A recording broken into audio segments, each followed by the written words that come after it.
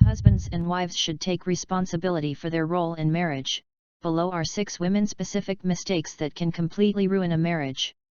1. You constantly insult and humiliate your husband. Women specialize in using the sharpest words to shame, offend, and humiliate their husbands. Words are like toothpaste, once they come out, you can't put them back together. No matter how sorry you are after that, the damage has been done. Once the pigeon comes out of your mouth, don't bring it back.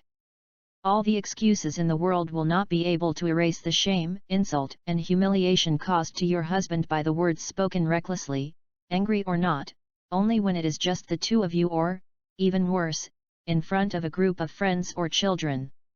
If you are in the habit of constantly humiliating and insulting your husband, you should know that over time, this type of verbal abuse can make your husband stop reacting at all and not caring about you at all. 2. You always criticize your husband and you are sarcastic. This is a quick and easy way to show your husband that you don't respect him or her and that you don't respect him. Men may feel overwhelmed by the avalanche of criticism from their wives. The result is self-closure, passivity, and the search for affection and confirmation elsewhere. Has it ever occurred to you that someone would interrupt you in the middle of a sentence and talk about something completely different without paying attention to what you said? Has it ever happened to you to talk to someone and not listen to you? When you criticize your husband or are sarcastic with him, he will feel attacked and undervalued. Listen to him to the end, without interrupting him, when he speaks to you.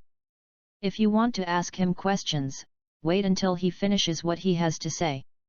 Don't interrupt him in the middle of the sentence with a story about how the dog urinated on the carpet. 3. You speak ill of your husband when you meet others, friends, family members, etc. When you criticize him and make fun of your husband, not only does his value as a person diminish in your eyes, but you also poison those around you.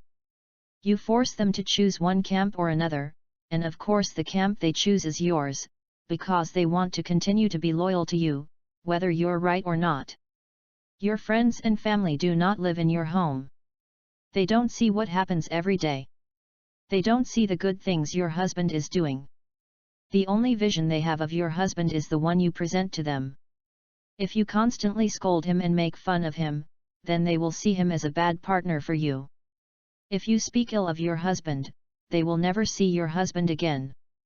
Even when you stop doing this and everything will be wonderful at home, they will continue to be angry with him. Your friends and family members want to protect you from danger and harm. If you constantly put your husband in a negative light, then they will want to protect you and your children from this monster you married. Even if it's not really a monster, the image you made of it in the eyes of others looks like this. 4. You undermine his authority, but you ask him to take full responsibility. In any organization, there must be a leader, someone responsible, someone who has to take responsibility for saying, "So far." Usually, the person in charge should have the last word. Families and relationships are just like any other organization.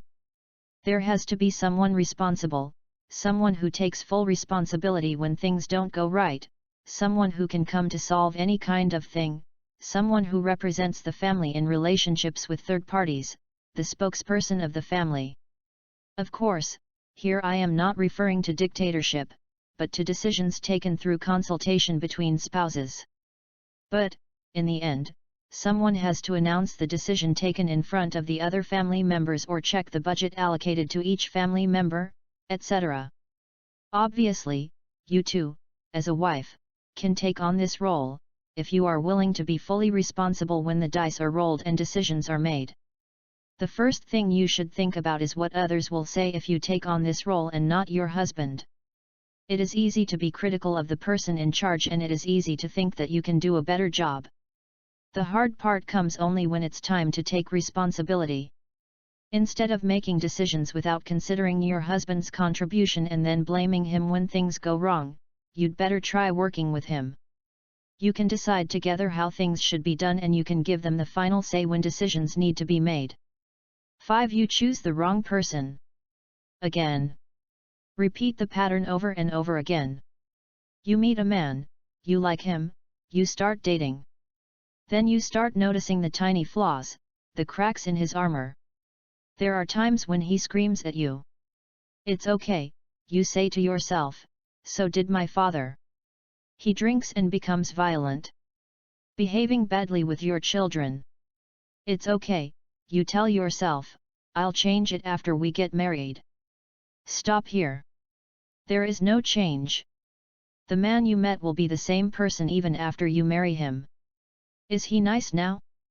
He will be kind even after marriage. Is he addicted to pornography? He will remain dependent even after marriage. You can't change the deep nature of other people.